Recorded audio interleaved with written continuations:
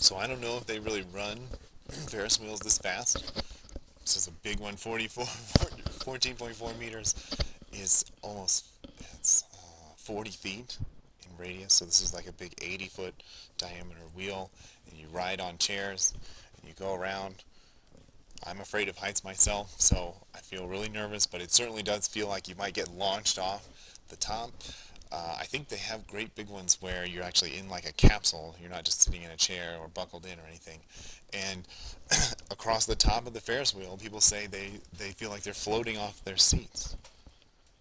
Can you think of a situation where you might float off of your seat or the floor or have...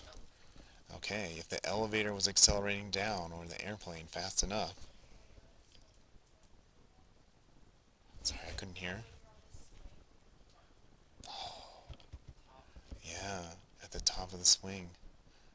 Okay, and in those situations, what's happening is you are falling down with gravity. Okay, they're floating off. So,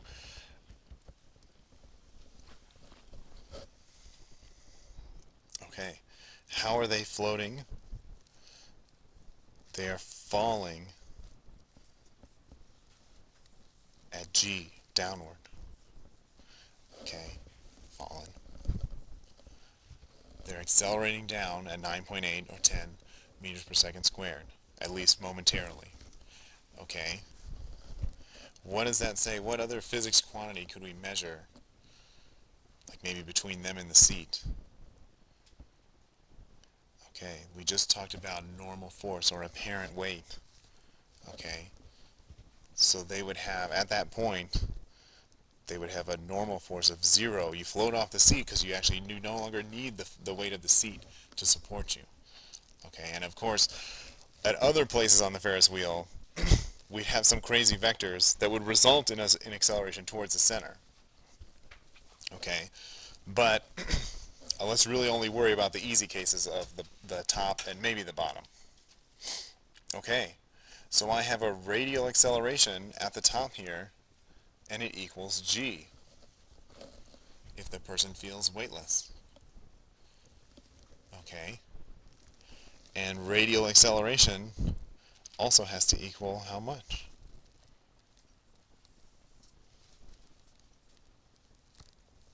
If you're moving in a circle, even momentarily, your acceleration also equals v squared over r. I'll move the board up in a minute. Okay, so we didn't even need the mass of the person. Everyone can ride if the seat can hold you and experience the same thing. It truly doesn't. It doesn't depend on the mass, because you'll have mg for force due to gravity, and you'll have mv squared over r for centripetal force. Okay. So now you can see the reason why. Okay, do people still need the question in the picture? Can I scroll down just a little bit? Okay. Can you see why I chose 14.4 meters? Exactly. Okay. So it would be easy to get the square root of that number. Would it be negative? Oh. But remember how we made up this new direction called radially inward, where that's positive? So, and radially outward would be negative? Okay.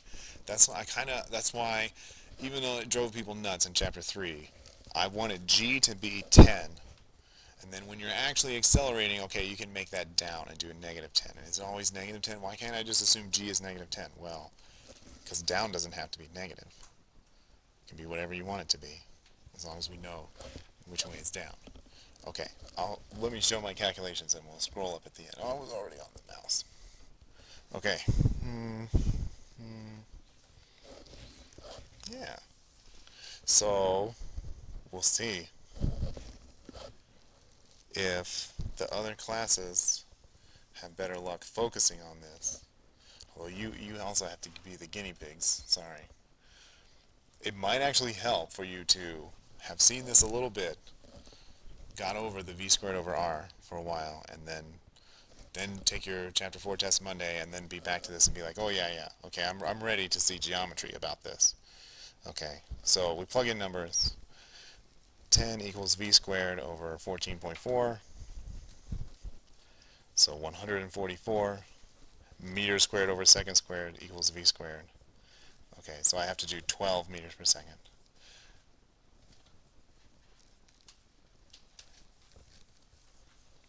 to go around.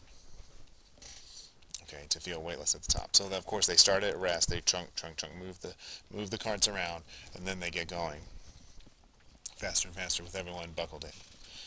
Okay, 12 meters per second is over. It's over 25 miles an hour. We can convert. I don't feel like converting right now, but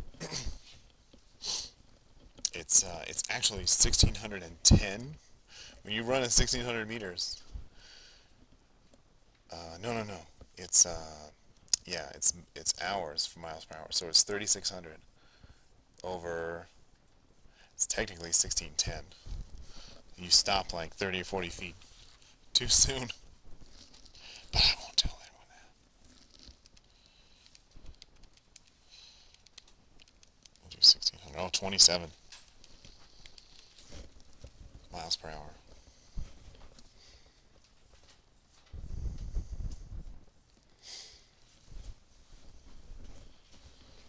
Okay. Kind of fast for hurtling around. Any questions or comments?